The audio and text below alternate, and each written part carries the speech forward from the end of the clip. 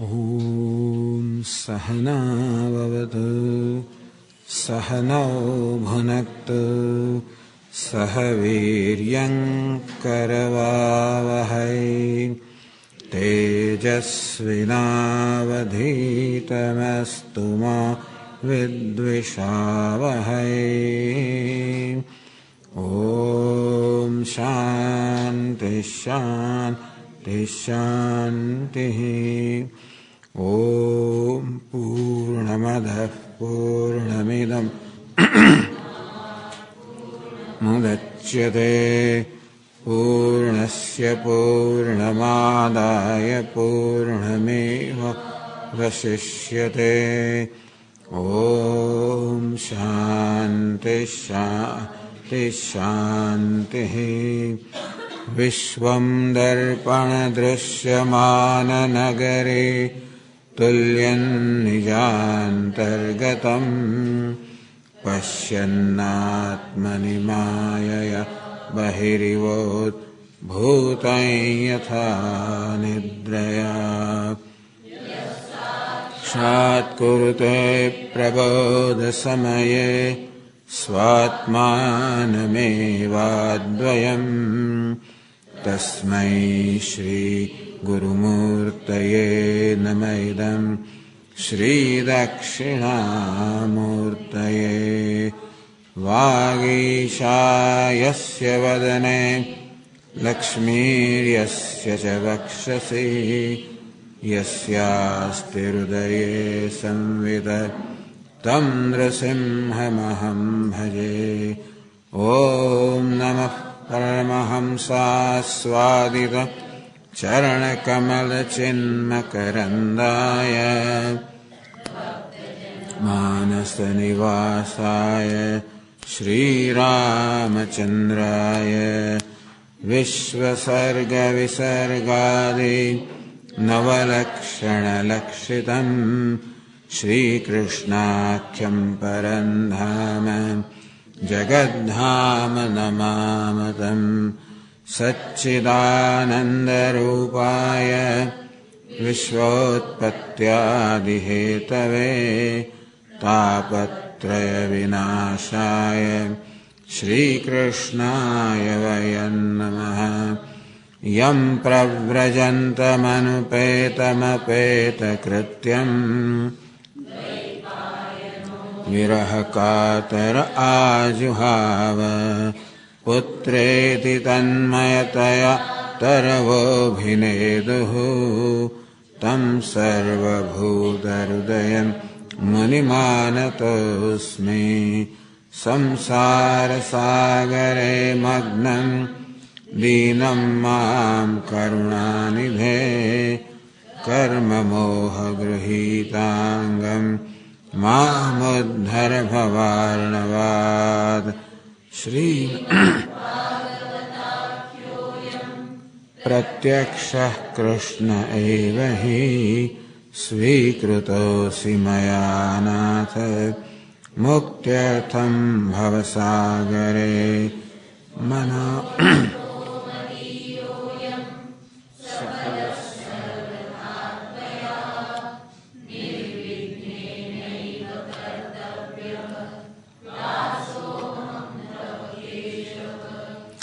सुखरूपप्रबोधज्ञ सर्वशास्त्रविशारद एतत्कथाप्रकाशेन मदज्ञानं विनाशय। जन्माद्यस्य यतोऽन्वयादितरतः चार्थेष्वभिघ्नस्वराट् ब्रह्महृदाय आदिकवये मुह्यन्ति यत्सूरयः तेजो वारिमृदां यथा विनिमयो यत्र त्रिसर्गो मृषा धाम्ना स्वेन सदा निरस्तकुहकं सत्यं परं धीमहि।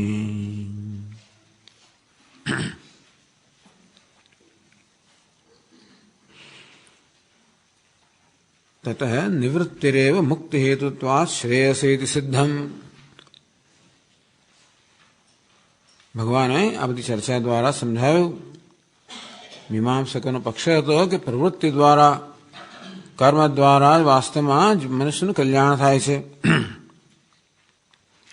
સ્વર્ગ નિત્ય છે, કાલ નિત્ય છે, આગમ નિત્ય છે. ઈશ્વર નામનું કોઈ તત્વ નથી. આ જગત તો સ્વયં સિદ્ધની જાતે જ ચાલતું આવ્યું છે. અને વેદાંતિન લોકો જે મોક્ષની વાત કરે છે, જેમાં મનુષ્ય ઉપાધિ રહિત હોય, તો ઇન્દ્રિય વગર ન હોય તો કોઈ પ્રકારનો અનુભવ ના લઈ શકાય. એ તો પાષાણ જેવી જળ સ્થિતિ હોય એવા મોક્ષને શું કરવાના. અને માટે નિવૃત્તિ સર્વ રીતે નિરુપયોગી છે, પ્રવૃત્તિ શ્રેષ્ઠ છે, એવું મીમાંસકોનો પક્ષ હતો. એનું સર્વ રીતે ખંડન કરવામાં આવે કે આત્માને કરતા ભોગતા માનવામાં આવે, આત્માને અનેક માનવા તો પણ અનેક પ્રકારનું દુઃખ છે. આપણે જોઈએ છીએ કે ભલે સ્વર્ગ નિત્ય હોય છતાં પણ આ મનુષ્યનો દેહ સાથે સંબંધ હોય જીવનો, તો પછી એ જન્મ મૃત્યુમાંથી મુક્ત ના થઈ શકે. વળી કર્તૃત્વ ભોક્તૃત્વ જ જીવનો ધર્મ છે. તો આપણે જોઈએ છીએ કે પરવશ છે જીવ. બિચારો કર્મ કરે છે, પણ પરવશતાથી ઘણી વાર અયોગ્ય કર્મ કરી બેસતો હોય છે, ઘણી વાર દુઃખ ભોગવતો હોય છે. એ જ બતાવે છે કે આ કર્તૃત્વ ભોક્તૃત્વમાં પરતંત્રતા છે. વળી જેવું માનતા હો કે જે કર્મમાં કુશળ છે હંમેશા સુખી હોય તો એવું નથી હોતું, અને કર્મમાં કુશળ ના હોય એ દુઃખી, એવો પણ કોઈ નિયમ નથી. આ રીતે એ લોકોનો પક્ષ સ્વીકારને પણ કહેવામાં આવ્યું, કેવી રીતે તમારો પક્ષ પણ દુઃખથી મુક્ત નથી. અને તમે કદાચ કર્મમાં નિષ્ણાત હો તો પણ એવું તો કોઈ કર્મથી મૃત્યુમાંથી મુક્ત કરી શકે. અને જેવી રીતે ફાંસીના માછડે જઈ રહેલો છે માણસને તમે ગમે તેવી સુંદર વસ્તુ આપો એનો અર્થ નથી, તેવી રીતે મૃત્યુ જેના માથા પર સવાર છે એવા જીવને આ દુનિયાના વિષય શું સુખ આપી શકે. પછી તો ભગવાને સ્વયં કહ્યું કે ખરેખર તમે એમ માનતા હો કે સ્વયં એવું છે કે ભગવાન ચાલ આ પૃથ્વી પરની બધી વસ્તુ નિત્ય છે, કે અમે ધારો કે દેવતા બનીએ તો અમે નિત્ય બને, તો કે નહીં. આ દેવતાઓ કહો અને બ્રહ્માજી કહો, લોકપાલ કહો, આ બધાને પણ મારાથી મહાન ભય છે. તેથી એ બધા પણ સંસારિત છે, ભયભીત છે, કોઈ મુક્ત નથી. એ ઉપરાંત કહેવામાં આવ્યું કે જો ભાઈ આ જીવનું નાનાપણું તો અનેક પણ ઉપાધિને કારણે છે, કર્તૃત્વ ભોક્તૃત્વ પણ ઉપાધિના કારણે છે. તેથી આ કશું વાસ્તવિક નથી. બાકી તો જ્યાં સુધી પરતંત્રતા છે ત્યાં સુધી ભય રહેવાનો જ છે, અને ત્યાં સુધી મુક્તિ હોય નહીં, ત્યાં સુધી શોકથી જ માણસ ખરેખર શોકથી જ પીડાતો હોય છે. અને તમે જેને કાળ કહો છો, કર્મ કહો છો, સ્વભાવ કહો છો, આગમ કહો છો, વાસ્તવમાં આ એક મારી જ સર્વ અભિવ્યક્તિ છે, અર્થાત મારાથી ભિન્ન કોઈ નથી. એટલે કે કર્મ કોઈ નિયંત્રણ કરતો નથી, કાળ નિયંત્રણ કરતો નથી, સ્વભાવની હું ઈશ્વર સર્વનું નિયંત્રણ કરનાર છું. તતઃ નિવૃત્તિ હેવ મુક્તિ હેતુત્વાત શ્રેયસ સિદ્ધમ. આ જાણીને માણસ વૈરાગ્ય પ્રાપ્ત કરે, જ્ઞાન પ્રાપ્ત કરે, મુક્ત બને. ના રીતે નિવૃત્તિ કહો, કર્મ સંન્યાસ કહો, ત્યાગ કહો, વૈરાગ્ય કહો. ત્યાગ એ નહીં કે અમૃતત્વ માનસુ, ત્યાગથી જ વાસ્તવમાં અમરતાને પ્રાપ્ત થયેલા છે. તેથી નિવૃત્તિ હવે શ્રેયસી મુક્તિ હેતુત્વાત. આ નિવૃત્તિનો અર્થ છે કે વૈરાગ્ય, કર્મ સંન્યાસ એટલે કે જ્ઞાન સાધનમ, શ્રવણ મન નિધ્યાસનમ. આ જ જ્ઞાનનો દ્વારા મુક્તિનું કારણ હોવાને કારણે એ શ્રેષ્ઠ છે. એવં તાવદ એક હેવાત્મા. આત્મા એક છે, અદ્વિતીય છે. ગુણિકાર્ય સંબંધકૃત સંસાર. બે જીવનો સંસાર શેને કારણે છે? કોઈ વાસ્તવિક સંસાર નથી, પરંતુ સત્વરજસ્તમસ આ ત્રણ ગુણનું જે કાર્ય છે, સ્થૂળ શરીર અને સૂક્ષ્મ શરીર, એમાં અહમભાવને કારણે જ આ જીવન સંસાર છે. આત્મજ્ઞાનાચ મુક્તિ. અવિદ્યાને કારણે અધ્યારોપ છે, માટે બંધ છે, અને જ્ઞાનથી જ્યારે અજ્ઞાનનો નાશ થાય ત્યારે મુક્તિ છે. તદેવ મતાંતર નિરાસન દૃઢીકૃતમ. અને આ જ વસ્તુ આ મીમાંસકોના મતના નિરાશથી આ જે સિદ્ધાંત છે એને દ્રઢ કરવામાં આવે. આ બધું થયું એટલે હવે ઉદ્ધવ ભગવાનને પ્રશ્ન કરે છે. 114 પાના પર આગળ ચાલે છે.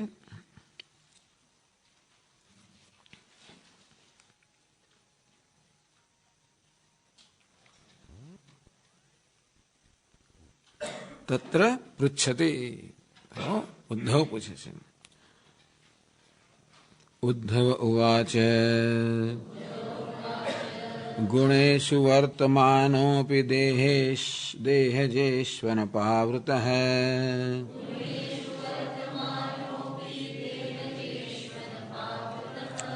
ગુણૈર્ન બધ્યતે દેહી બધ્યતે વા કથમ વિભો.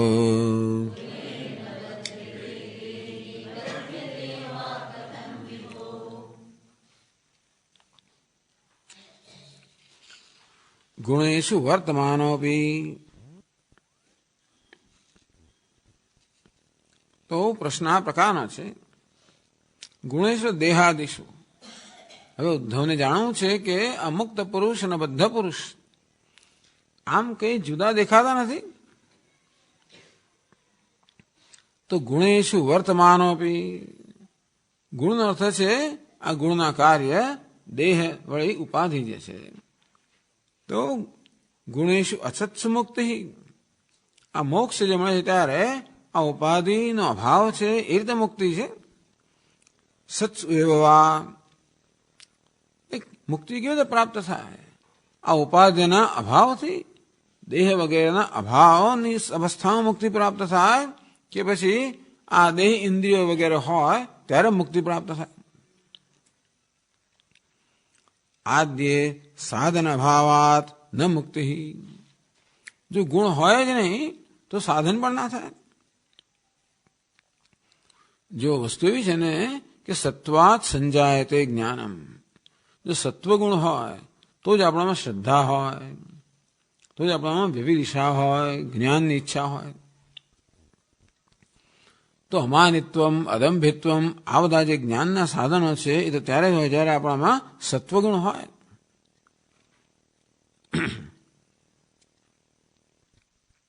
કારણ અભાવે કાર્યાણામ અભાવાદ, તેથી ગુણ જો હોય જ નહીં, ત્રણેય ગુણનો અભાવ હોય તો સત્વગુણનો પણ અભાવ હોય તો અમાનિત્વમ અદંભિત્વમ વગેરે જે સાત્વિક વૃત્તિઓ છે જે જ્ઞાનના સાધન કહેવામાં આવ્યા.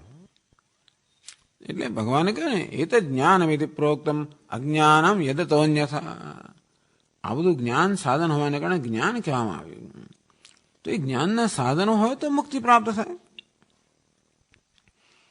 તો સાધન ન હોય તો સાધ્ય કેમ પ્રાપ્ત થાય? કારણ અભાવે કાર્ય અભાવ. ટૂંકમાં સાધન ન હોય તો મોક્ષરૂપી સાધ્ય પ્રાપ્ત ન થઈ શકે.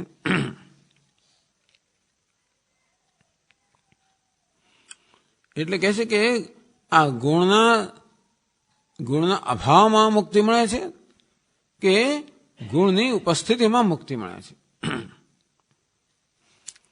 એટલે બીજી વાત કહે છે ગુણેષુ વર્તમાનોપી,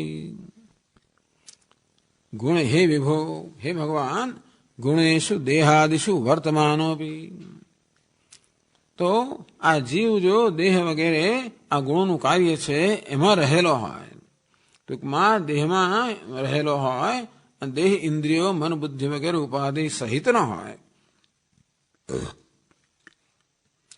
ગુણૈ ન બધ્યતે દેહી બધ્યતે વા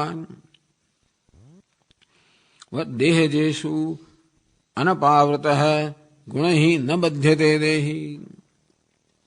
તો કે છે દેહજેષુ, દેહમાંથી જન્મેલા, દેહજ એટલે દેહમાંથી જન્મેલું, તેષુ એટલે દેહમાંથી જન્મેલામાં, દેહમાંથી શું વસ્તુ જન્મે? કર્મ જન્મે. દેહ દ્વારા કર્મ થાય, કર્મને કારણે આપણને સારું નરસું ફળ મળે, સુખ દુઃખનો અનુભવ થાય. તો આ બધું હોય, જીવાત્મા આવી રીતે ઉપાધિની મધ્યમાં જ હોય, ઉપાધિ સહિત ન હોય, તો પછી દેહમાંથી થતા કર્મ, એનાથી મળતા સુખ દુઃખ આ બધું હોય તો પછી કથમ ન બધ્યતે, એવું કેમ બની શકે કે આ જીવ બંધાય નહીં. એટલે આ ઉપાધિઓ તો બંધન થવું જ જોઈએ ને. કર્મ થાય છે, કર્મનું ફળ મળે છે, તો પછી બંધન કેમ ના હોય? કે છે નહીં અનપાવૃત યદિ તો આકાશવદ અનાવૃતત્વાત ન બધ્યતે. એવું ઉત્તર આપવામાં આવે કે નહીં આત્મા તો ખરેખર આ દેહના એટલે કે આ ગુણોનું કાર્ય દેહ વગેરે છે એની સાથે અસંગ છે. આકાશવદ અનાવૃતત્વાત, આકાશ અસંગ છે, તેથી ઘટે પટે અનેક બધી વસ્તુઓ સાથે સંકળાયેલું જણાતું હોવા છતાં પણ આકાશ વાસ્તવમાં કોઈ રીતે બંધાતું નથી. યથા સર્વગતમ સૌક્ષ્મીમ આકાશમ નોપલિપ્યતે તથા સર્વગતમ, આકાશ જે છે ને જેવી રીતે સર્વગતા સૂક્ષ્મ અને સર્વ સાથે સંબંધિત છતાં પણ કોઈ રીતે લેપાયમાન થતું નથી. ભલે તો પ્રશ્ન એ છે કે અનપાવૃત કથમ બધ્યતે. જો આત્મા આપના કહેવા પ્રમાણે આકાશ જેમ સદા નિર્લેપ હોય, આવા ઉપાધિ સાથે એનો કોઈ સંબંધ જ ના હોય, તો પછી બંધન કેમ હોઈ શકે? બંધન પણ જણાય છે, મુક્તિ પણ જણાય છે. તો આત્મા આવી રીતે અસંગ હોય, નિર્લેપ હોય તો બંધન કેમ હોઈ શકે? અથવા તો આ દેહ વગેરે ઉપાધિ વિદ્યમાન હોય, હાજર હોય, તો પછી કેવી રીતે મુક્ત હોઈ શકે? આ પ્રકારે પ્રશ્ન કરો.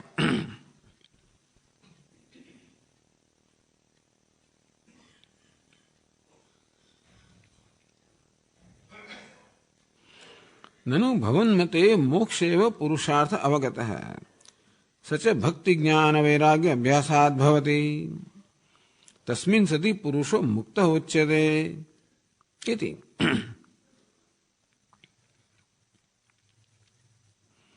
તો ચાલો આપના કહેવા પ્રમાણે આ રીતે સાધન હોય તો મનુષ્ય મુક્ત થઈ જાય. તો ભાઈ ટૂંકમાં ઉપાધિ છે તો પછી એ મુક્ત કેવી રીતે હોય અને અસંગ હોય તો બદ્ધ કેવી રીતે હોય? બે પ્રશ્ન થયા. જો ઉપાધિ હાજર જ છે તો કેવી રીતે આત્મા જીવાત્મા મુક્ત થઈ શકે? આપના કહેવા પ્રમાણે આત્મા ક્યારે પણ સંબંધિત ના હોય તો એ બદ્ધ કેમ હોઈ શકે? બંધન છે પણ અનુભવનો વિષય છે, એ કેમ હોઈ શકે આત્મા સદા નિર્લેપ કે અસંગ હોય તો?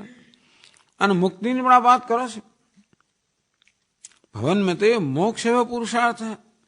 આપના કહેવા પ્રમાણે મોક્ષ જ પુરુષાર્થ છે. ભક્તિ જ્ઞાન વૈરાગ્યના અભ્યાસથી પ્રાપ્ત થતો હોય તો પછી આ ઉપાધિ હોય તો એ મોક્ષ હોય કેમ શકે? આ પ્રકારનો પ્રશ્ન અહીંયા ઉદ્ધવે પૂછ્યો.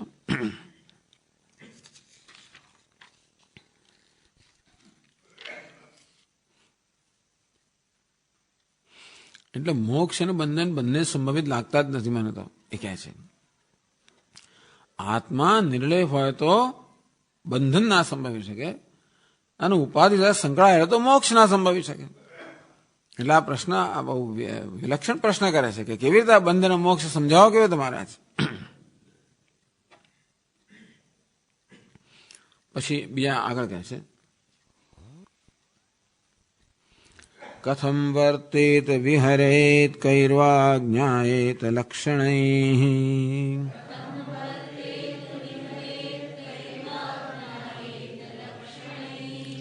કિમ ભુંજીતોત વિસૃજેત શયિતાસીતયાતિ વા.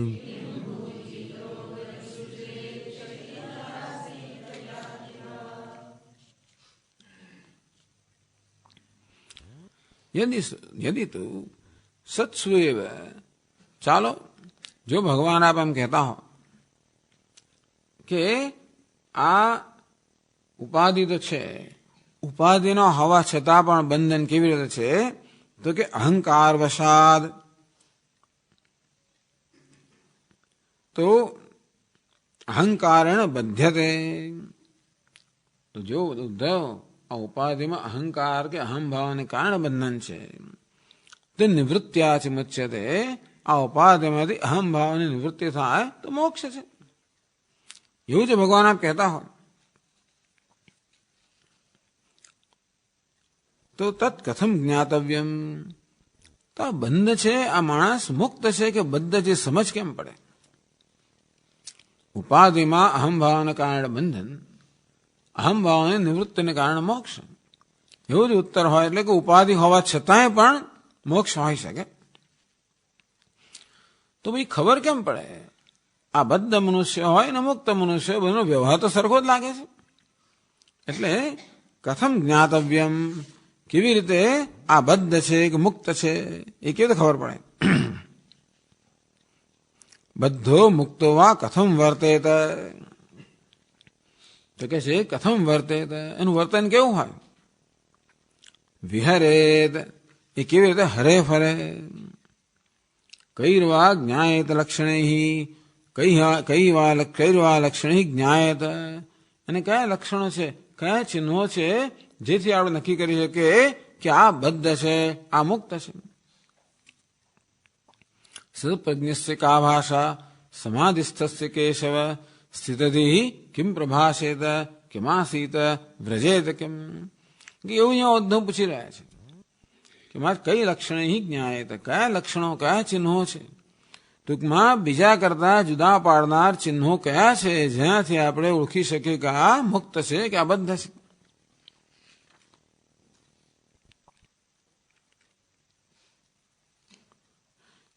કિમ ભુંજીત, ટૂંકમાં કેવી રીતે ખાય છે. ઉત વિસૃજેત, વિસર્જન કેવી રીતે કરે છે. શયિત, કેમ સુવે છે. આસીત, કેમ બેસે છે. યાતિવા, એ કેમ હરે ફરે છે, જાય છે કેમ. બદ્ધસ્ય મુક્તસ્ય વર્તન વિહરણ ભોજનાદિ તુલ્યાની દૃશ્યંતે.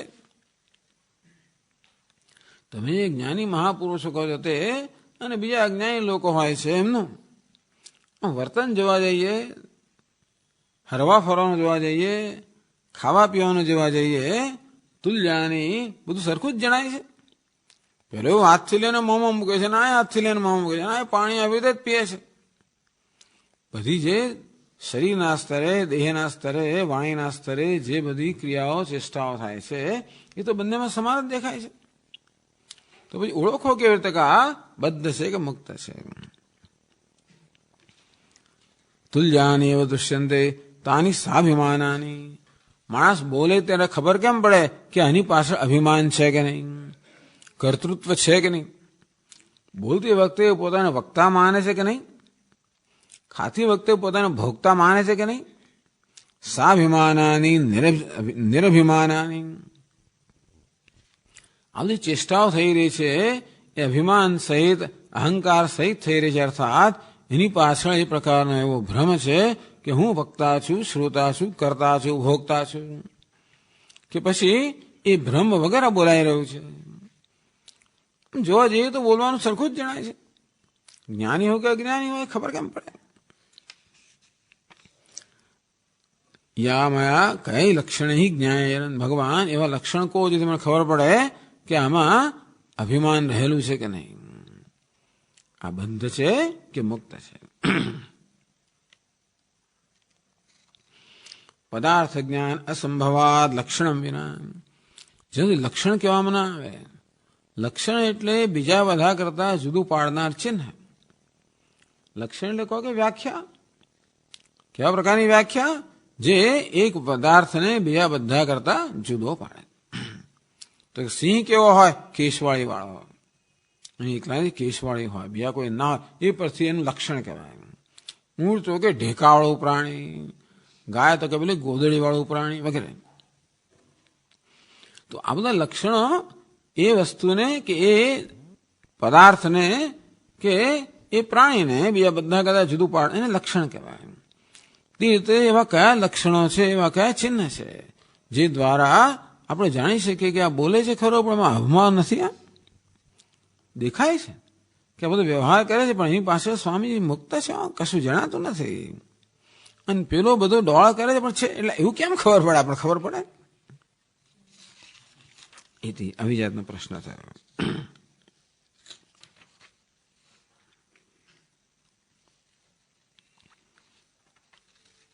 ત્રીજા શ્લોકમાં કહે છે एतदच्युत मे ब्रूहि प्रश्नं प्रश्नविदां वर।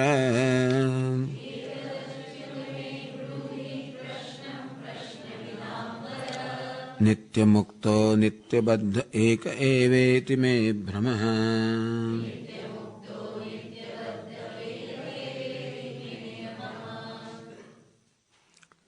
एक है आत्मा नित्यबद्ध है नित्य मुक्त है।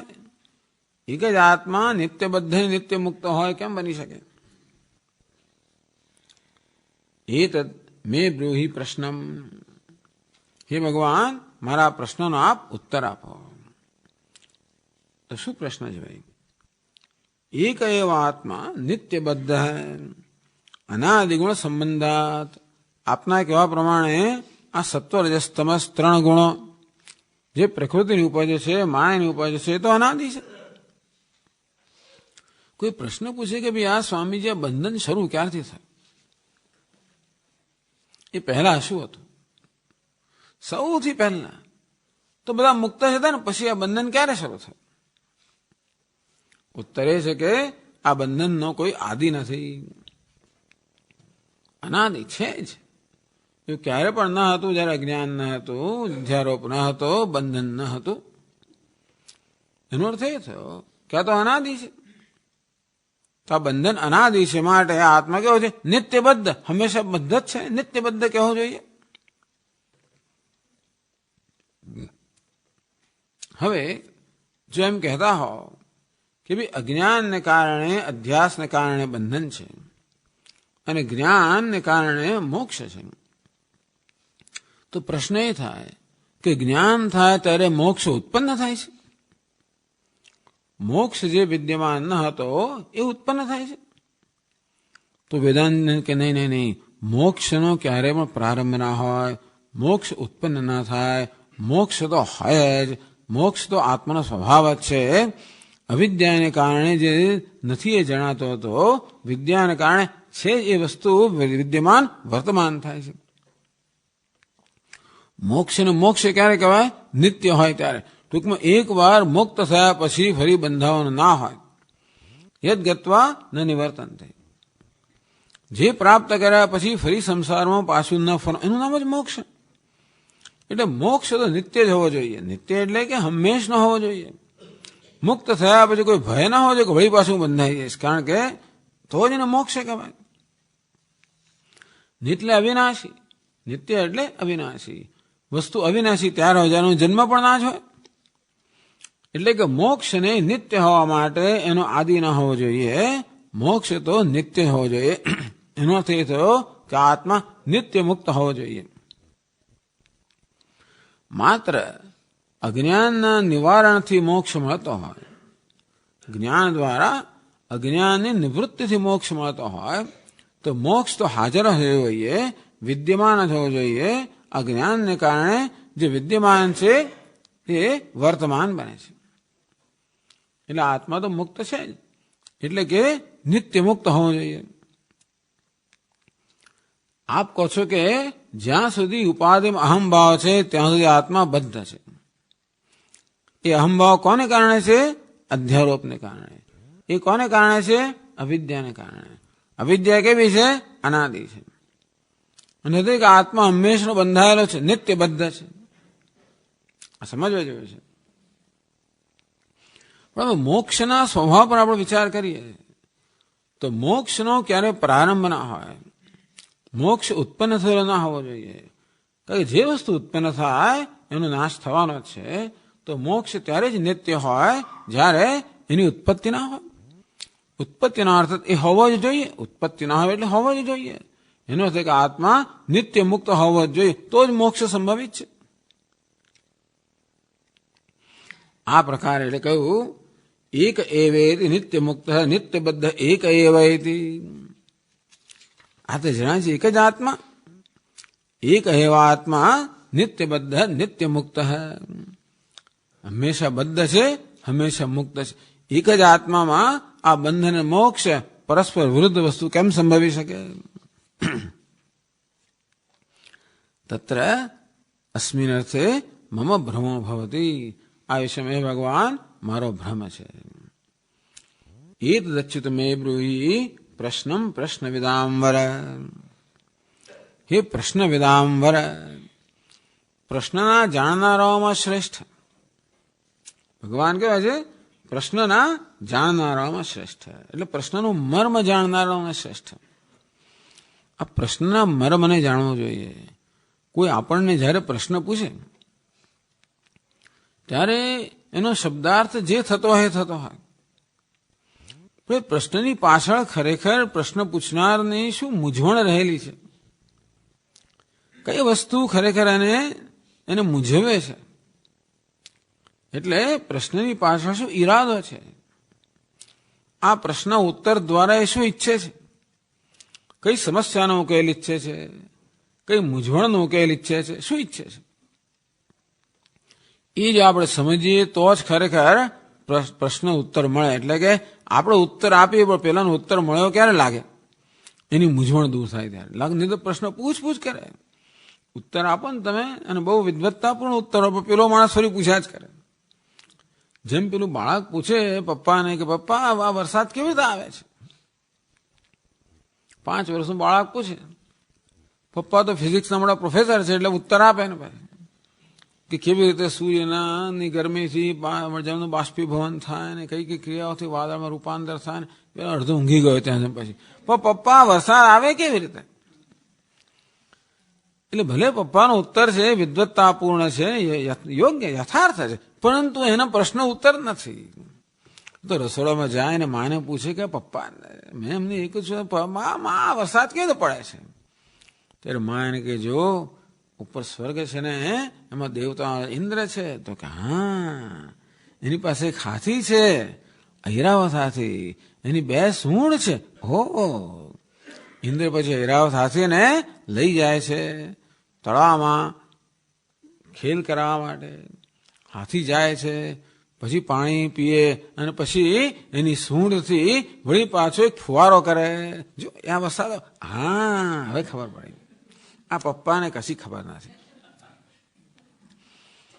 એટલે પ્રશ્ન પૂછનારને પ્રશ્નનો ઉત્તર કરતા પણ જે પ્રશ્ન કરનાર છે એને ઉત્તર મળવો જોઈએ, તો જ એ માણસને સંતોષ થાય, ને સંતોષ ના થાય. એટલે માત્ર પ્રશ્ન નહીં પરંતુ પ્રશ્નના મર્મને જાણવો જોઈએ. પ્રશ્ન વિદાંવર, ભગવાન આપ તો પ્રશ્નનો મર્મ જાણનારાઓમાં શ્રેષ્ઠ છે. અંતેથી આ મારો પ્રશ્નનો ઉત્તર આપી શકશો મને કોઈ શંકા જ નથી. તદન્ય સંશયસ્યાસ છેદતા ન હ્યુપપદ્યતે. અર્જુન પણ કે ભગવાન મારો આ સંશય છે આપ દૂર કરવો જોઈએ, તો ભલે ને મને શું કામ પૂછે, આપના સિવાય આ સંશય દૂર કરે એવું કોઈ મને જણાતું નથી. આ રીતે આ 3 શ્લોકો જે પછીના અધ્યાયની ભૂમિકા રહે છે એનાથી આ 10મો અધ્યાય પૂરો થાય છે.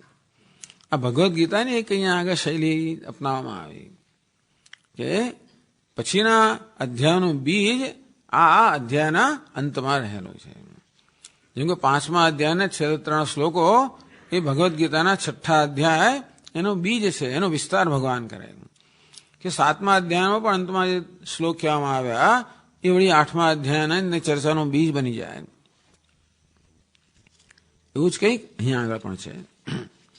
ઇતિ શ્રીમદ ભાગવતે મહાપુરાણે પારમહંસ્યામ સંહિતાયામ 11 સ્કંદે ભગવત ઉદ્ધવ સંવાદે 10મો અધ્યાય. આ પ્રકારે આ 11 સ્કંદનો 10મો અધ્યાય પૂરો થયો. આમ તો વિષય ચાલુ જ છે, એટલે આમ અધ્યાય આગળ પૂરો થયો હોત અને ઉદ્ધવ હોવાથી 9 અધ્યાય શરૂ થયો તો ખોટું નહોતું. પણ ચાલો, ઉદ્ધવના પ્રશ્નથી અધ્યાયની સમાપ્તિ થાય છે, ભગવાનના ઉત્તરથી 11મા અધ્યાયનો પ્રારંભ થાય છે. એકાદશે તો બદ્ધાનામ મુક્તાનામ ચાથ લક્ષણમ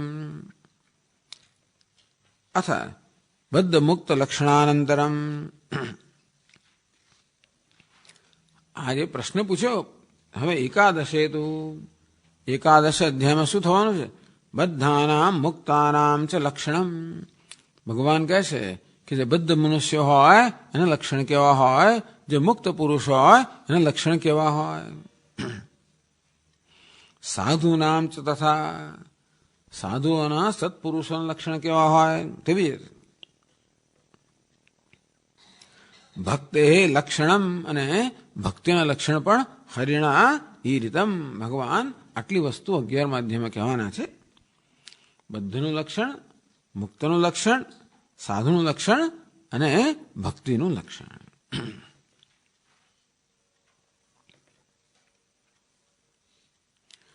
નિત્ય મુક્તો નિત્યબદ્ધ એક એવ મે ભ્રમ. મને ભ્રમ છે કે એક જ આત્મા નિત્ય મુક્ત અને નિત્યબદ્ધ હોય કેવી રીતે હોઈ શકે?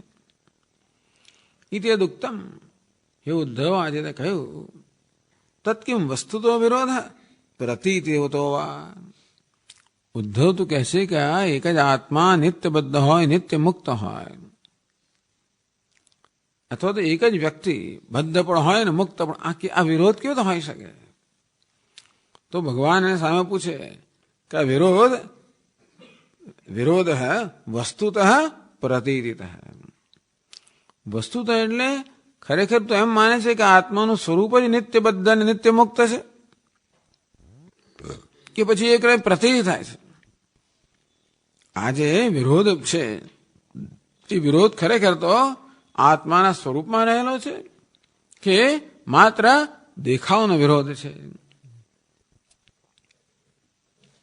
તો કે આ વિરોધ વાસ્તવિક ના હોય. બંધ મોક્ષયો વાસ્તવત્વ અભાવાત. હે ઉદ્ધવ, બંધ અને મોક્ષ બેમાંથી એક સત્ય નથી, બંને મિથ્યા છે. એનો વાસ્તવિકતા નથી, સત્યતા નથી. બંને કેવા છે? ઔપાધિક છે, બંને મિથ્યા છે. એ વાત ભગવાન 2 શ્લોકમાં કહે છે. તો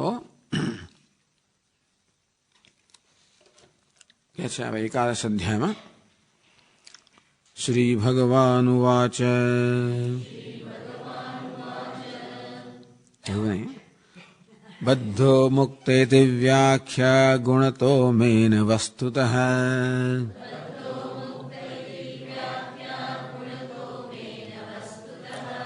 ગુણસ્ય માયા મૂલત્વાન્ન મે મોક્ષો ન બંધનમ.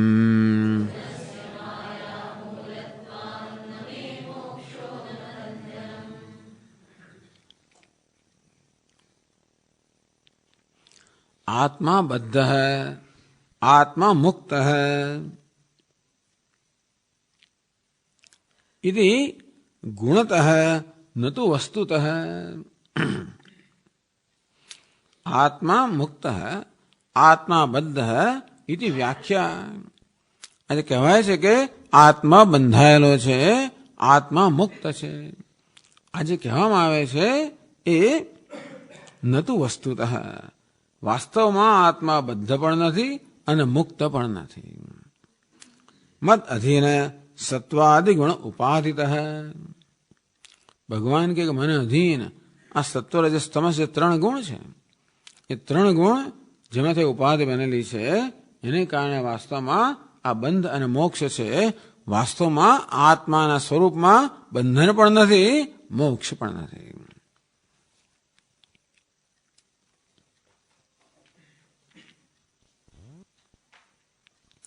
નનો ઔપાધિકત્વે તંડુલપાકાદિવદ વાસ્તવત્વમ કિમ ન સ્યાત. ભગવાન કહે છે કે ઉપાધિના સંબંધથી જ આ મોક્ષ. ઉપાધિ એટલે આ દેહમાન બુદ્ધિરૂપી ઉપાધિના સંબંધથી બંધ છે, અને સંબંધ ન હોય ત્યારે મોક્ષ છે. ખરેખર એટલે મોક્ષ કે બંધ કે મોક્ષ કોઈ વાસ્તવિક નથી, મિથ્યા છે, ઔપાધિક છે, દેખાવના છે.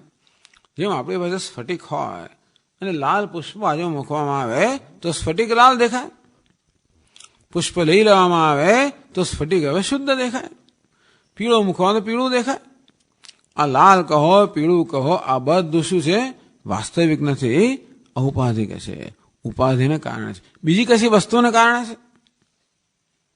તો સ્ફટિકમાં જે લાલ રંગ છે, સ્ફટિકનો કોઈ એનો ધર્મ નથી, એ તો માત્ર આગંતુક છે. તે તો આ બંધ છે ને આત્માનો સ્વભાવ નથી, ધર્મ નથી, આગંતુક છે. આ ઉપાધિ પેલા સ્ફટિકની બાજુમાં રહેલા પુષ્પ સમાન છે. પેલું જાસૂદનું ફૂલ લાલ હોય અને જેવી રીતે સ્ફટિક પર પોતાનો પ્રભાવ પાડે અને સ્ફટિકને લાલ રંગનું દેખાડે, એવો એક આભાસ ઉત્પન્ન કરે. એ સ્ફટિકને બદલી ના શકે, પરંતુ સ્ફટિક જાણે કે લાલ હોય એ પ્રકારનો આભાસ તો ઉત્પન્ન કરે છે. અંતે રીતે આજે ઉપાધિ જે કેવી છે, મર્યાદિત છે, મર્ત્ય છે, અલ્પ છે, પરતંત્ર છે. એ ઉપાધિની સન્નિધિને કારણે એના સામીપ્યને કારણે એ ઉપાધિના ધર્મો જાણે કે આત્મામાં ભાસે છે. અને તેથી આત્મા પણ અલ્પ દેખાય, મર્ત્ય દેખાય, અજ્ઞાની દેખાય, દુઃખી દેખાય. તો કે આત્મામાં સંસારના કે બંધનના આ બધા ચિહ્નો દેખાય છે. એ વસ્તુતઃ નથી, સ્વાભાવિક નથી, એ તો ઉપાધિને કારણે છે. એટલે પ્રશ્ન કરો, કઈ વાત નહીં, મને ઔપાધિકત્વે બી જે ઉપાધિ હોય એ ઉપાધિને કારણે આત્મામાં સાચે થતો બંધ કેમ ના હોય? ભગવાન કે આ બંધ સાચો નથી, આ તો ખાલી દેખાવનો જ છે, ઉપાધિને કારણે છે. જેમ કે આ સ્ફટિકનો લાલ રંગ સાચો નથી, માત્ર ઉપાધિને કારણે છે, દેખાવનો છે. એટલે પ્રશ્ન કર્યો કે ભાઈ ઉપાધિ સાથે સંબંધ હોય એને કારણે વાસ્તવિક ફેરફાર કેમ ના થાય? તંડુલ પાકાદિવત, જેમ ચોખા હોય, ચોખા એ ચોખાને અગ્નિ વગેરે ઉપાધિનો સંયોગ થાય તો ચોખા ચઢી જાય, ભાત થઈ જાય ને. તો અગ્નિ વગેરે ઉપાધિ છે, એના સંયોગથી ચોખામાં ખરેખર પરિવર્તન આવે છે, નથી આવતું એમ નહીં. તેવી રીતે આ દેહ મન બુદ્ધિરૂપી ઉપાધિ સાથેના સંયોગથી આત્મામાં ખરેખરી અલ્પતા કેમ ના આવે?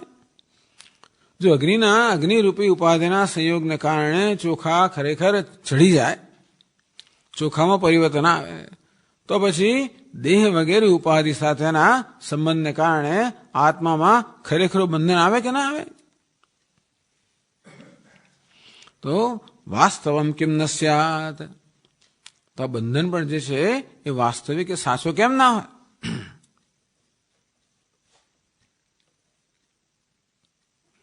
એટલે ઉત્તર આવે છે ગુણસ્ય માયામૂલત્વાદ. ખરેખર તો ગુણસ્ય માયામૂલત્વાદ બંધનમ નાસ્તિ. માયામૂલત્વાદ, માયિકત્વાદ, અવાસ્તવત્વાદ. માયા એટલે શું? માયા એટલે જાણે કે જાદુગરનો જાદુ. જેમ જાદુ નથી એ વસ્તુનો દેખાવ ઉત્પન્ન કરે, જે પ્રેક્ષકો એ જાદુગરના જાદુના પ્રભાવમાં છે. શું કે નજરબંધ, તો હવે નજરબંધ થાય એટલે પછી લોકો બધા એના પ્રભાવમાં આવી જાય. એને કારણે જે ખરેખર માત્ર આભાસ છે એને સાચું માને. અંતે રીતે આ ઉપાધિ કે એમાં ભાસતો બંધ કેવો છે? માયામયત્વાદ, માયિકત્વાદ, અવાસ્તવત્વાદ. એ માત્ર દેખાવત છે. એમાં એટલે અગ્નિ જો છે ને, અગ્નિ તો ચોખા જેટલી જ વાસ્તવિકતા કે સત્તા ધરાવે છે. અગ્નિ ચોખા સમાન સત્તા ધરાવે છે, એટલા માટે અગ્નિની ચોખા પર અસર થાય. પણ પેલો જાસૂદનો રંગ અને સ્ફટિક સમાન સત્તા ધરાવતા નથી. જેમ મારું પ્રતિબિંબ ને હું સમાન સત્તા ધરાવતા નથી, તેવી રીતે આ જાસૂદનો પેલો રંગ છે, લાલ રંગ, અને સ્ફટિક એ સમાન સત્તા નથી ધરાવતા. એ કેવો છે? માયિકત્વાદ. પ્રશ્ન એ થયો કે સ્વામી મહારાજ, આ લાલ રંગનો આપણો પુષ્પ સ્ફટિકની બાજુ મૂકીએ તો સ્ફટિક ખરેખર કેમ ના રંગાઈ જાય? તો કે રંગાઈ જાય જો એ સાચો હોત તો, પણ આ લાલ રંગ કેવો છે? માયિક છે, માત્ર દેખાવત છે, વાસ્તવિક નથી. ગુણસ્ય માયામૂલત્વાદ અતએવ બંધનમ નાસ્તિ અતએવ મોક્ષશ્ચ નાસ્તિ. હે ઉદ્ધવ, આત્માને બંધ પણ નથી અને બંધ નથી માટે મોક્ષ પણ નથી. આ બહુ મોટી વસ્તુ કહી. કોઈ વાસ્તવિક બંધ નથી માટે વાસ્તવિક મોક્ષ નથી. પેલી ગાયના બંધન જેવું છે. એ બંધનની ચેષ્ટા કરી એટલે ગાયને એમ કહું બંધાઈ ગઈ દોરડાથી, અને પછી એ બીજી દાડે સવારે એ ગાયને ચલાવવા ગયો તો ગાય ચાલે જ નહીં. તો ગુરુજી કે બંધ છોડ્યો કે નહીં? પછી પેલો જઈને છોડી આવ્યો ચેષ્ટા કરી, ગાય તો ચાલવા માંડી. જેવો બંધ એવી મુક્તિ. બંધ મુક્ત્યતીતમ પરમ સુખમ. જે સુખ કે આત્મા કેવો છે? બંધ અને મુક્તિ બંનેથી પર છે. કહેવાનો અર્થ એ છે કે મુક્ત પુરુષને મનમાં એવો કે હું મુક્ત છું, મુક્ત એવું ખ્યાલ નથી. હા, બંધનમાંથી નિવૃત્ત થાય એ ક્ષણે ખ્યાલ છે કે હું મુક્ત છે. એ વસ્તુ જરૂરી છે તો જ પેલા બંધન છે એનો બહાર થાય કે એની નિવૃત્તિ થાય, પછી નહીં. નહીં તો મુક્ત છું મુક્ત છું મુક્ત છું તો પછી વળી પાછી એ વસ્તુ પીછો ના છોડે તો ત્રાસ કરી નાખે. જેમ કાનમાં પેલું ઘણી વાર પેલું ગંગણાય જ કરે, ઘણી અવાજ જાત જાતના આવતો હોય તો મનમાં આવો વિચાર છે હું મુક્ત છું, ગાળો થઈ જાય માણસ. એ પણ નથી. મુક્તિ પણ વાસ્તવિક નથી. નંદુ કથમ સર્વશાસ્ત્ર વિરુદ્ધ મુચ્યતે. મહારાજ આપ જે કહો છો તો બધા શાસ્ત્રથી વિરુદ્ધ છે. સર્વશાસ્ત્રેષુ બંધ મોક્ષ વ્યુત્પાદનમસ્તિ. બધા શાસ્ત્રો, વેદ સહિતના બધા શાસ્ત્રો બંધન મોક્ષ બધાનું પ્રતિપાદન કરે છે. એટલા માટે તો આટલા બધા સાધનો છે. કર્મયોગ કહો, રાજયોગ કહો, ભક્તિયોગ કહો, જ્ઞાનયોગ કહો, આ બધું શું એમને છે? જો બંધન નામની વસ્તુ હોત તો આ બધું કરવાની જરૂર શું? શાસ્ત્રમાં આ બધા સાધનો ઉપદેશ શેના માટે કર્યો હોત? એટલે આપ ટૂંકમાં શાસ્ત્રોમાં તો કેટલા બધા નીતિ નિયમો બતાવ્યા છે, કેટલા વિધિ નિષેધ બતાવે છે કે આમ કરો આમ ના કરશો. હવે બંધ હોત જ નહીં તો આ બધા માથા કરશું જરૂરી હતી. તો શાસ્ત્ર આપણને આ કર્મ કરવાનું કહે છે, આ ઉપાસના કરવાનું કહે છે, આ સાધન કરવાનું કહે, એ બતાવે છે કે શાસ્ત્રમાં બંધનને સાચો માનવામાં આવ્યો છે. તો શાસ્ત્રમાં બંધન મોક્ષની બરોબર વ્યવસ્થા છે. સર્વશાસ્ત્રેષુ બંધ મોક્ષ વ્યુત્પાદનમસ્તિ. બધા શાસ્ત્રમાં બંધન મોક્ષનું પ્રતિપાદન છે. તત્ કથમ તદ અભાવ ઉચ્યતે. ત્યારે મહારાજ આપ કહો છો કે બંધ પણ નથી ને મોક્ષ પણ નથી. કથમ સર્વશાસ્ત્ર વિરુદ્ધ મુચ્યતે. મહારાજ આપ બધા શાસ્ત્રથી વિરુદ્ધ છે વાત એ કેમ કરો છો? એટલે ભગવાને કહ્યું બધો મુક્ત એની વ્યાખ્યા ગુણતઃ મેન વસ્તુ. એટલે અહીંયા શું કહે છે? મેં વ્યાખ્યા એક વધારાનો અર્થ કાઢે કે આ શું છે? મેં વ્યાખ્યા એથી. આ કઈ ન મોક્ષો ન બંધ એ છે ને એ મેં વ્યાખ્યા, મારી વ્યાખ્યા છે ઉદ્ધવ. એવો મત કૃતો નિર્ણય. ટૂંકમાં હે ઉદ્ધવ આ મેં ઈશ્વરે કરેલો નિર્ણય છે. બીજા જે કહેતો હોય ખરા અલમ અતિ કુતર્ક ઇત્યર્થ. બીજા બધા લોકો આ નિર્ણય સાથે સંમત થાય કે ના થાય મહત્વનું નથી. મેં નિર્ણય કર્યો છે, મારો આ નિર્ણય છે. એ આ નિર્ણયની વિરુદ્ધ કેવું છે? કુતર્ક છે. ટૂંકમાં જે લોકો તર્કથી બંધનને સાચો સિદ્ધ કરે, જેમ કે નૈયાયિકો હોય, મીમાંસક, બધા લોકો બંધન સાચો છે એવું તર્કથી સિદ્ધ કરે, એ કુતર્ક છે. અને તે રીતે જે લોકો તર્કથી મોક્ષને સાચો સિદ્ધ કરે એ કુતર્ક છે. ટૂંકમાં તને એમ લાગતું હોય કે જે શાસ્ત્રમાં સાચો બંધ અને સાચો મોક્ષ આ પ્રકારનું પ્રતિપાદન કરવામાં આવ્યું છે એ બધું કેવું છે? કુતર્ક છે. અલમ અતિ કુતર્ક તું છોડ, આ બધા કુતર્ક છોડ.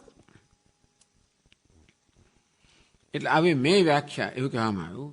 તો કહે છે મેં મોક્ષો ને બંધનમ. પાછું આ મેને ક્યાં લગાડવું? એટલે કોઈનો આત્માનો મોક્ષ અને બંધન બંને વાસ્તવિક નથી કે મારો મોક્ષ બંધન વાસ્તવિક નથી. આત્મા બધો મુક્તિ યા વ્યાખ્યા અથવા વ્યાખ્યા આમ જોડો કે આત્મા બદ્ધ છે, મુક્ત છે. આ પ્રકારની વ્યાખ્યા, આ પ્રકારની ઉક્તિ, આ પ્રકારનું વચન. સા મેં ગુણતઃ. મેને મેં ગુણતઃ. બહુ મેં ઉપર પણ એક મેં છે. સા મેં ગુણતઃ. એ તો મારા ગુણોને કારણે છે હે ઉદ્ધવ. મત ગુણ પારતંત્ર્યાત.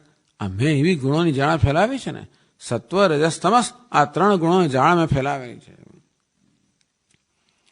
અંતેથી ત્રિભીર ગુણમયૈર્ભાવૈ એભિ સર્વમિદમ મોહિતમ ના વિજાનાતિ મામેભ્ય પરમવ્યયમ. આ 3 ગુણો જે છે ને એનાથી સમગ્ર જગત મોહિત થઈ ગયું છે. ભગવાન કે આ ત્રણ ગુણોનો વેશ પહેરીને હું પ્રગટ થઉં છું. અવ્યક્તમ વ્યક્તિમાપન્નમ મન્યતે મામ બુદ્ધ. અબુદ્ધ અવિવેકી મનુષ્ય માને છે કે આ અવ્યક્તમાંથી વ્યક્ત થયા અર્થાત આ આત્મા ખરેખર ગુણોથી બંધાઈ ગયેલો છે. એટલે સમગ્ર જગત ખરેખર મોહિત થઈ ગયો છે. આ ગુણોનો વેશ પહેર્યો છે મેં. ભગવાને આ ત્રણ ગુણોનો વેશ પહેર્યો. તમો ગુણમાંથી આ સ્થૂળ દેહ, રજો ગુણમાંથી કર્મેન્દ્રિયોનો પ્રાણ, સત્વ ગુણમાંથી જ્ઞાનેન્દ્રિયોનું અંતઃકરણ, એમ ત્રણ ગુણોની ઉપાધિ બને સ્થૂળ અને સૂક્ષ્મ શરીર બનેલું છે. એ વેશ પહેરીને ભગવાન આવે છે. બધા લોકો મોહ પામી જાય છે કે અવ્યક્તમ વ્યક્તિમાપન્નમ, આત્મા ખરેખર વ્યક્ત થઈ ગયો, બદ્ધ થઈ ગયો. એટલે હે ઉદ્ધવ, આ જે બંધ છે એ કોને કારણે છે? ઇતિ મે ગુણતઃ મદ ગુણ પારતંત્ર્યાત. જ્યાં સુધી આ જીવાત્મા મારા ગુણોને પરતંત્ર હોય, ગુણોમાંથી બનેલી ઉપાધિમાં અહમભાવ ધરાવાને કારણે ગુણથી પરતંત્ર હોય, ત્યાં સુધી આ બંધ છે. તો અત્ર હેતુત્વેન ગુણ નિયંતરી સ્વસ્મિન તદ વ્યતિરેકમાં. મહારાજ, આપ એવું કેમ કહો છો કે આપના ગુણોની પરતંત્રતાને કારણે બધા જીવોમાં બંધન છે? એવું કેવી રીતે? તો કીધું મારામાં નથી. હું ગુણોનો માયાનો સ્વામી છું, અને માટે એનાથી હું પ્રભાવિત નથી. આખી દુનિયા પ્રભાવિત છે, અંતેથી બંધનમાં છે. હું કેવો છું? હું નિયંતા છું, માયાનું નિયંતા છું, ગુણનો નિયંતા છું. માટે ગુણના પ્રભાવમાં પરતંત્ર નથી. જે લોકો ગુણને પરતંત્ર હોય એ લોકો બદ્ધ હોય. એટલે કહે છે કે હું સ્વસ્મિન વ્યતિરે, તો મારામાં એના કરતાં જુદું છે. અતએવ નમે મોક્ષો બંધનમ. એટલે હે ઉદ્ધવ, મને મોક્ષ પણ નથી અને બંધ પણ નથી. આવું પણ થાય, કારણ કે મેં આવે ને, નમે મોક્ષો બંધનમ. એ મેને ક્યાં જોડો? એટલે એમ કહી શકાય કે મને મોક્ષ પણ નથી, કારણ કે મને બંધ પણ નથી. કેમ નથી? કારણ કે મોક્ષ, બંધ અને મોક્ષ કોનો હોય? જે લોકો આ ગુણને પરતંત્ર હોય, જે લોકો માયાને, પ્રકૃતિને કે ગુણોને પરતંત્ર હોય, એમને બંધન મોક્ષ છે. ટૂંકમાં બંધન ગુણોની પરતંત્રતાને કારણે છે. મોક્ષ એ ગુણોથી સ્વતંત્રતાથી પ્રાપ્ત થાય. અજ્ઞાનને કારણે એકની એક જ વસ્તુ અજ્ઞાનને કારણે પરતંત્ર બનાવે, જ્ઞાનને કારણે સ્વતંત્ર બનાવે. એકનો એક જ ઘોડો. તમને ઘોડો પર કેમ ભાઈ એને એ ઘોડેસવારી કેમ કરવી ન આવડતું હોય અને કોઈ ઘોડા પર ચડાવે તો મુશ્કેલી થઈ જાય. ઘોડો જ જાણી જાય કે આને આવડતું જ નથી.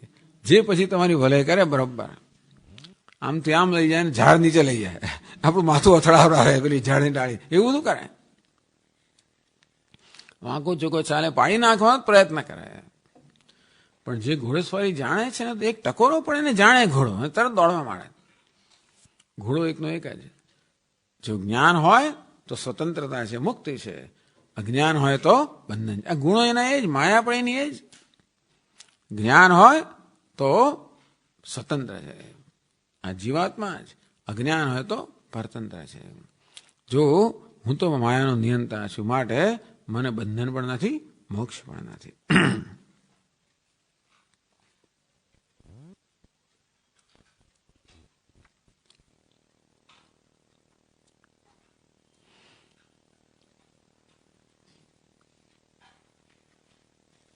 ચાલો એક બીજો શ્લોક પણ કરીએ. શોકમોહૌ સુખમ દુઃખમ દેહાપત્તિશ્ચ માયયા.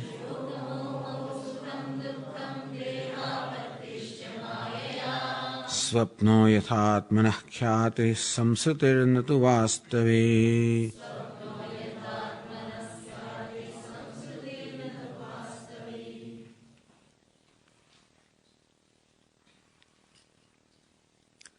શોકમોહૌ સુખમ દુઃખમ દેહાપત્તિશ્ચ માયયા.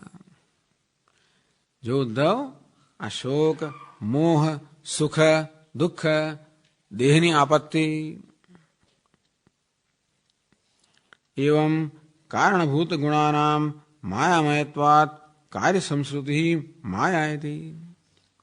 ટૂંકમાં આ માયા એટલે જે બંધન કરનારા આ ત્રણ ગુણો છે, સત્વ રજસ તમસ ત્રણ ગુણ એટલે ઉપાધિ. એ ઉપાધિ કેમ બંધન કે એમાં અહમ ભાવને કારણે. તો બંધન કરનારા ત્રણ ગુણો છે, ઉપાધિ છે, એ પણ માયામય હોવાને કારણે વાસ્તવમાં બંધન પણ માયામય જ છે. આ સંસાર કેવો છે?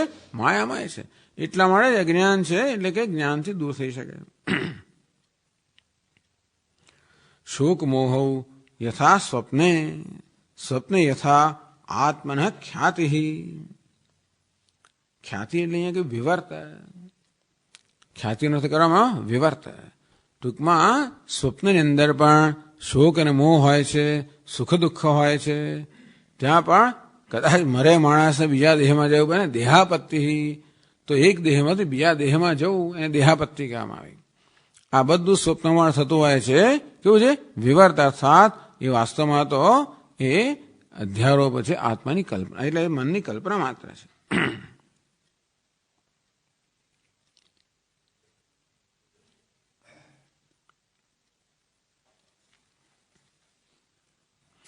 વિવર્ત કોને કહેવાય? અતાત્વિકો અન્યથા ભાવો વિવર્તયતિ. અતાત્વિક અન્યથા ભાવ. અન્યથા ભાવ વસ્તુ છે એના કરતા બીજું બની જવું. પણ અતાત્વિક, જેવી રીતે દૂધ છે ને એનું દહીં બની જવું એ તાત્વિક અન્યથા ભાવ છે. એટલે ખરેખર થાય છે ને, દૂધ દહીં બની જાય, માટી ઘડો બની જાય. આ અન્યથા ભાવ, માટીનું ઘડાપણું, દૂધનું દહીંપણું, આ કેવું છે? વાસ્તવિક છે, તાત્વિક છે.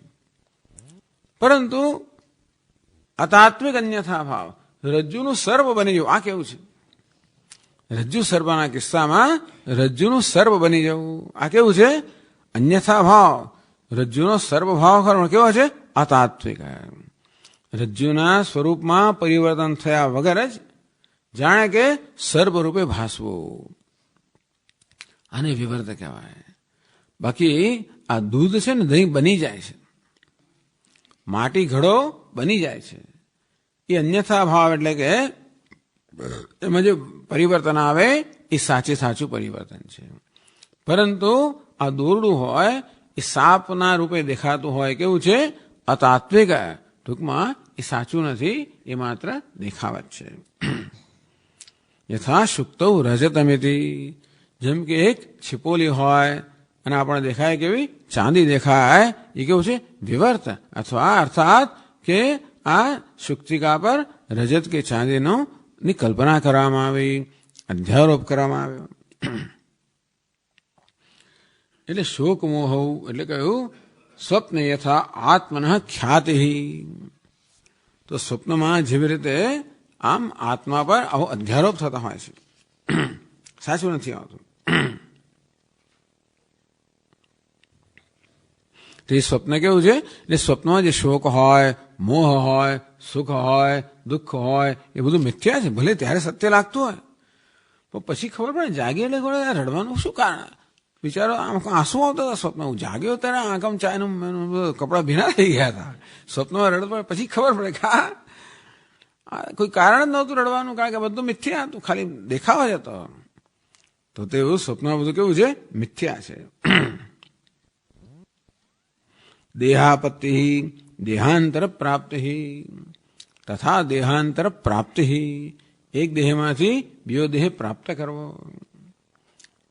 અથવા દેહસ્ય આપત મૃત્યુર્વા. અથવા તો દેહાપત્તિનો અર્થ છે કે જાણે કે આપત્તિ, જાણે કે દેહનું મૃત્યુ થઈ જવું. એ બધું સ્વપ્નમાં દેખાય છે ને, તદ અધ્યાસેન પ્રતિયંતે. આ બધું અધ્યાસને કારણે, અધ્યારોપને કારણે માત્ર પ્રતીતિ થતી હોય છે. સંશ્રુતિ નતુ વાસ્તવિક. અંતેથી આ જીવાત્માને સંસાર છે એ પણ વાસ્તવ ઉપાધિ કેવ ન વાસ્તવિક. ટૂંકમાં આત્માનો સંસાર છે પણ ઉપાધિને કારણે. ટૂંકમાં ઉપાધિમાં અહમભાવ, ઉપાધિને કારણે પણ નહીં, ઉપાધિમાં અહમભાવને કારણે. એટલે તો દેહનું મૃત્યુ થાય તો એમ લાગે જાણે આત્માનું મૃત્યુ થયું, અહમભાવને કારણે. સૂક્ષ્મ અહમભાવ સૂક્ષ્મ શરીર સ્વર્ગમાં તો પેલો સ્વર્ગમાં પહોંચે, એ નરકમાં તો નરકમાં પહોંચે. પેલી મોટર ગાડી ચાલતી હોય ને આપણે જો વળગી જઈએ તો મોટર ગાડીની પછી તો આપણે છોડી જ ના શકીએ ને.